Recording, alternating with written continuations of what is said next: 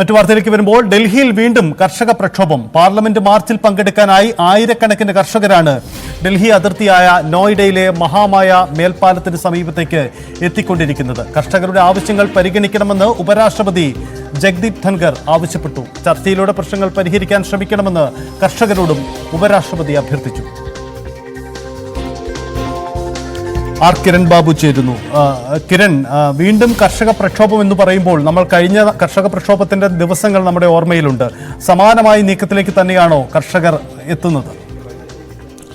അങ്ങനെ തന്നെയാണ്. സമാനമായ ഒരു വലിയ പ്രക്ഷോഭത്തിലേക്ക് തന്നെയാണ് കർഷകർ നീങ്ങുന്നത്. നേരത്തെ തന്നെ കർഷകർ ഇത്തരം പ്രക്ഷോഭം പ്രഖ്യാപിച്ചിരുന്നതാണ്. മുൻകൂട്ടി എത്തിയ കർഷകരടക്കം നേരത്തെ ഡൽഹി പഞ്ചാബ് അതിർത്തിയിലടക്കം തടഞ്ഞിട്ടുണ്ടായിരുന്നു. അവരടക്കം അവിടെ തമ്പടിച്ചിരിക്കുകയാണ്. ഇന്നിപ്പോൾ നോയിഡയിലെ മഹാമായ ഓവർബ്രിഡ്ജിന് സമീപത്ത് നിന്ന് പാർലമെന്റിലേക്ക് മാർച്ച് നയിക്കാനാണ് കർഷകരുടെ തീരുമാനം. ഉച്ചയോടുകൂടിയാണ് മാർച്ച് ആരംഭിക്കുന്നത്. ഇതിനു മുന്നോടിയായി തന്നെ അവിടേക്കുള്ള റോഡിലെ പ്രധാനപ്പെട്ട മാർച്ച് വരുന്ന തടയാനുള്ള മുൻകരുതലെല്ലാം പോലീസ് എടുത്തിട്ടുണ്ട്. ഗതാഗതം അടക്കം വഴിതിരിച്ചു വിട്ടിട്ടുമുണ്ട്. പ്രധാനമായും കർഷകർ ഉന്നയിക്കുന്നത് മുൻകാലങ്ങൾ ഉന്നയിച്ച അതേ ആവശ്യം തന്നെയാണ്.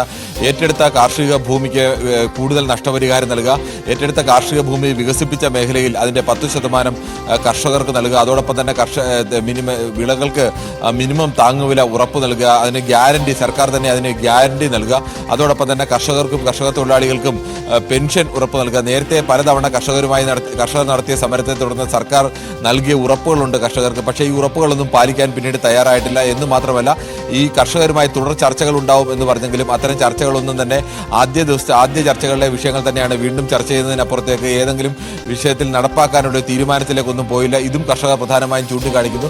കഴിഞ്ഞ കുറേയേറെ മാസങ്ങളായി നിരന്തരം ഈ വിഷയങ്ങൾ ചൂണ്ടിക്കാണിച്ചുകൊണ്ടിരിക്കുകയായിരുന്നു.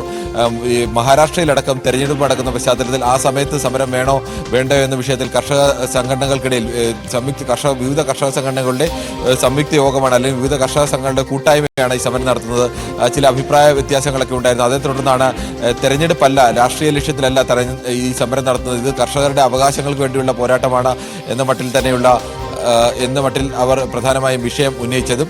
അങ്ങനെയാണ് ഇന്നിപ്പോൾ കർഷക സമരത്തിന് ഒരുങ്ങുന്നത്. എന്തായാലും ഉപരാഷ്ട്രപതി ജഗ്ദീപ് ധൻഖർ തന്നെ ഈ വിഷയത്തിൽ നേരിട്ട് ഇടപെട്ടിട്ടുണ്ട്. അദ്ദേഹം പറഞ്ഞു, ഈ വിഷയം വളരെ ഗൗരവമുള്ളതാണ്, കർഷകർ രാജ്യത്തിന്റെ സാമ്പത്തിക നട്ടെല്ലാണ്, അവരുടെ വിഷയത്തിൽ അടിയന്തരമായ പരിഹാരം ഉണ്ടാക്കണം. അദ്ദേഹം കർഷകരോട് അഭ്യർത്ഥന, നിങ്ങൾ ഡയലോഗിലൂടെ നിങ്ങൾ ചർച്ച നടത്തി പ്രശ്നങ്ങൾ പരിഹരിക്കണമെന്നാണ്, അതിനപ്പുറത്തേക്ക് പോകരുത്, സമരത്തിൽ നിന്ന് തൽക്കാലം പിൻവാങ്ങുക എന്നുള്ള നേരിട്ട് അഭ്യർത്ഥന അദ്ദേഹം നടത്തിയില്ലെങ്കിൽ പോലും സർക്കാരിനോടും അദ്ദേഹം അഭ്യർത്ഥന വെക്കുന്നുണ്ട്. എത്രയും വേഗം കർഷകരുടെ പ്രശ്നങ്ങൾ പരിഹരിക്കണമെന്ന് കർഷകരോട് വെക്കുന്ന അഭ്യർത്ഥന, നിങ്ങൾ ചർച്ചയിലൂടെ പ്രശ്നം പരിഹരിക്കുക എന്നുള്ളതാണ്. എന്തായാലും ഹരിയാനയിൽ നിന്നും പഞ്ചാബിൽ നിന്നുമൊക്കെ ആയിരക്കണക്കിന് കർഷകരാണ് ഈ സമരത്തിന് വേണ്ടി ഇപ്പോൾ ഡൽഹി അതിർത്തിയിലേക്ക്, പ്രധാനമായും ഡൽഹി ഹരിയാന അതിർത്തിയിലേക്കാണ് അവിടേക്ക് എത്തിക്കൊണ്ടിരിക്കുന്നത്. ഇന്ന് ഉച്ചയ്ക്ക് മാർച്ച് ആരംഭിക്കാനാണ് അവരുടെ തീരുമാനം. പക്ഷേ അവിടെ നിന്ന് മാർച്ച് ആരംഭിക്കാൻ എന്നതിന് മുന്നോടിയായി തന്നെ പൂർണ്ണമായും അവിടെ തടയാനുള്ള മുൻകരുതലുകൾ അല്ലെങ്കിൽ തടയാനുള്ള മാർഗങ്ങളെല്ലാം തന്നെ പോലീസ് സ്വീകരിച്ചിട്ടുണ്ട്. അങ്ങനെയാണെങ്കിൽ ഇവർ അതിർത്തിയിൽ തന്നെ തമ്പടിച്ചുകൊണ്ട് വരും ദിവസങ്ങളിൽ മാർച്ച് നടത്തുവാനാവും കർഷകർ. സാധാരണഗതിയിൽ അങ്ങനെയാണ്. ഇത്തരം അതിർത്തിയിലേക്ക് എത്തുമ്പോഴേക്കും തന്നെ അവരെ അവിടെ തടയുമ്പോൾ കർഷകർ അവിടെ തന്നെ തുടർന്നുകൊണ്ട് സമരം തുടരുക എന്നുള്ളതാണ് കർഷകരുടെ രീതി. ആ രീതി ഇത്തവണയും അവലംബിക്കാൻ തന്നെയാണ് സാധ്യതയുള്ളത്. അങ്ങനെയെങ്കിൽ പ്രധാനപ്പെട്ട ഹൈവേയിലെ ഗതാഗതമടക്കം തടസ്സപ്പെടാനുള്ള സാധ്യതയുണ്ട്. എന്തായാലും മുൻകാലങ്ങളിൽ ഉണ്ടായതുപോലെ അതിശക്തമായ ഒരു കർഷക പ്രക്ഷോഭത്തിലേക്ക് നീങ്ങാനുള്ള സാധ്യത കൂടിയാണ് കാണുന്നത്. അതുകൊണ്ട് തന്നെ ആവണം ഉപരാഷ്ട്രപതി തന്നെ നേരിട്ട് ഈ വിഷയത്തിൽ ഇടപെട്ട് പ്രശ്നത്തിന് പരിഹാരം ഉണ്ടാക്കണം എന്നുള്ള നിർദ്ദേശം മുന്നോട്ട് വെച്ചത്. അതാണ് ഡൽഹി വീണ്ടും കർഷക പ്രക്ഷോഭ നാളുകളിലേക്ക് തിരികെ വരികയാണോ എന്നതാണ്. തങ്ങൾക്ക് നൽകിയ ഉറപ്പുകൾ ലംഘിക്കപ്പെട്ടു, അത് പാലിച്ചില്ല എന്നതാണ് കർഷകരുടെ വീണ്ടും സമരത്തിന് ഇടവയ്ക്കുന്നത്. എന്തായാലും സംഘടിച്ച് ഡൽഹി അതിർത്തിയിലേക്ക് കർഷകർ വരികയാണ്.